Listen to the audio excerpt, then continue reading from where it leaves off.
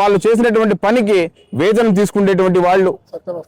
మరి ఆ రోజు నుంచి భారతీయ జనతా పార్టీ అధికారంలోకి వచ్చినప్పటి నుంచి కూడా నేటి వరకు ఈ యొక్క ఆహార పథకాన్ని నిర్వీర్యం చేస్తూ వచ్చింది. మహాత్మా గాంధీని కొనియాడుతారు, ఆయన ఒక గొప్ప నాయకునిగా మరి అందరూ కూడా అనుకుంటారు.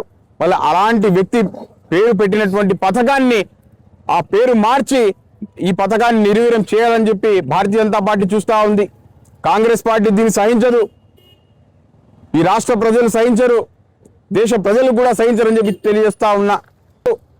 ఈ దేశానికి స్వాతంత్రం తీసుకొచ్చినటువంటి వ్యక్తి యొక్క పేరుని మారిస్తే కాంగ్రెస్ పార్టీ ఎంతకైనా సిద్ధంగా ఉందని చెప్పి తెలియజేస్తా ఉన్నాం. కాంగ్రెస్ పార్టీ కార్యకర్తలందరూ కూడా ఒక సైనికుల్లాగా మహాత్మా గాంధీ గారి కోసం పని చేయడానికి సిద్ధంగా ఉన్నారని చెప్పి తెలియజేస్తా ఉన్నాం.